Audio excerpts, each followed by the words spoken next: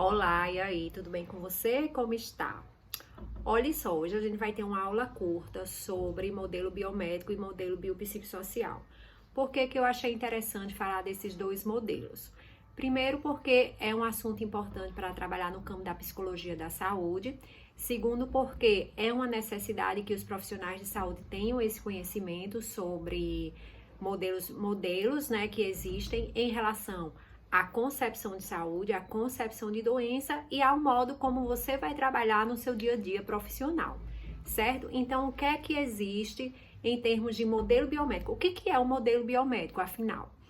Então, vou contar uma pequena história para vocês. O modelo biomédico, ele começa lá no final do século XIX, quando começa-se a se organizar os critérios para o estudo da medicina, a medicina como um campo científico, como um campo profissional. Porque ao longo dos séculos passados, a gente tinha uma medicina que foi se desenvolvendo, né? Na Idade Média tinha um tipo de forma de fazer a medicina, tinha as escolas médicas no Oriente, e tinha um monte de desenvolvimentos, mas que realmente só no século XVII, XVIII, é que a medicina foi se consolidando dentro desses parâmetros científicos, né? A partir do positivismo, a partir do método científico, racional, que tem início com Descartes. E aí, no início do século XX, a medicina foi se organizando enquanto um campo científico, né? Ou seja, todos os conhecimentos precisavam ser cientificamente comprovados para que fosse estudado na universidade e daí os profissionais eles tivessem mais subsídios, né? Subsídios científicos, subsídios técnicos para poder atuar no campo da medicina.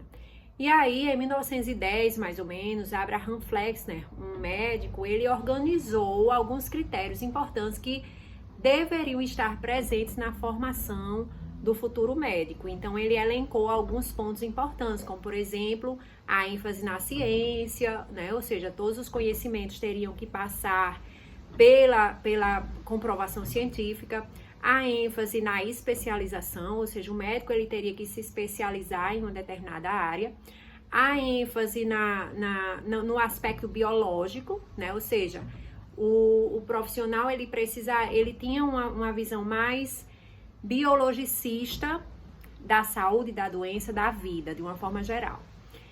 Isso daí foi importante porque consolidou o campo da medicina, mas também, de alguma forma, acabou meio que direcionando o campo da medicina para uma maneira específica de visualizar, né, de conceber o processo saúde-doença. Então, a gente tem aí muitas críticas em relação ao modelo biomédico, porque, de alguma maneira, contribuiu para uma visão mais reduzida do processo saúde-doença.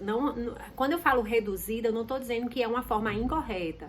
É apenas uma forma de ver, certo? Que não necessariamente é a mais verdadeira ou é a mais correta, mas ficou sendo a mais verdadeira no mundo ocidental. Então, hoje em dia, todos os campos de estudos, né, todas as formações médicas, elas consideram esses critérios que foram elencados por Abraham Flexner.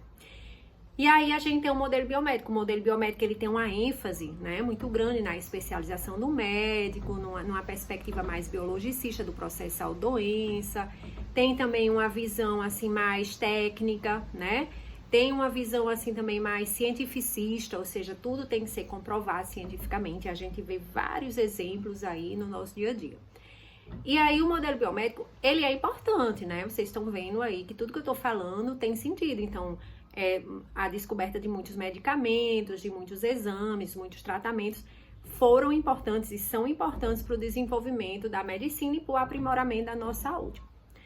No entanto, né, anos 60, 70, 80 mais ou menos, a gente começa a ver que só o modelo biomédico não é suficiente para compreender o processo saúde-doença. Por quê?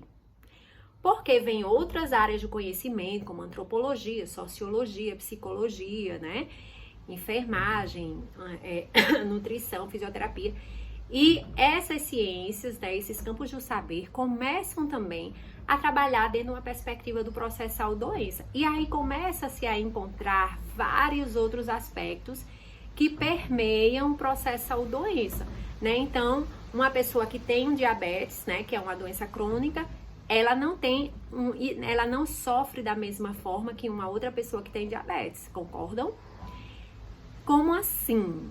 Essa pessoa, ela tem diabetes, ela vai ter os mesmos sintomas. Bem, ela pode até ter os mesmos sintomas, mas ela vai lidar de uma forma diferente, ela vai compreender aquela doença de uma forma diferente, ela vai aderir ao tratamento de forma diferente de uma outra pessoa, certo? Esses são os aspectos culturais, subjetivos, psicológicos e sociais, porque também depende do acesso que essa pessoa tem ao conhecimento sobre a doença, ao conhecimento sobre a saúde. Também vai depender do acesso aos serviços que ela tem. Por exemplo, uma pessoa que mora num lugar onde o saneamento básico é precário, onde a nutrição, né, ou seja, ela se nutrir é precária, então ela vai ter muito mais dificuldade de melhorar da doença, de ficar bem, de se estabelecer de uma forma saudável.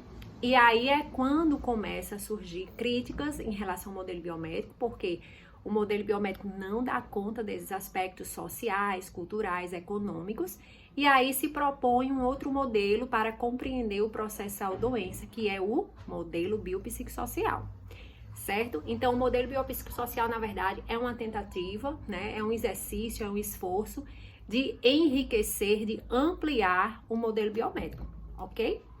Então, a partir disso que eu falei hoje, o que é que você entendeu em relação a esses dois modelos? Minha sugestão é que você leia sobre o assunto, pesquise, e aí você faça um pequeno infográfico fazendo uma diferenciação em quais as semelhanças e diferenças entre os dois modelos e como você percebe esse modelo na sua vida, esses modelos na sua vida, como é que você percebe, se você já teve alguma experiência que você achou muito semelhante às ideias que estão presentes aí no modelo biomédico e biopsicossocial, tá certo?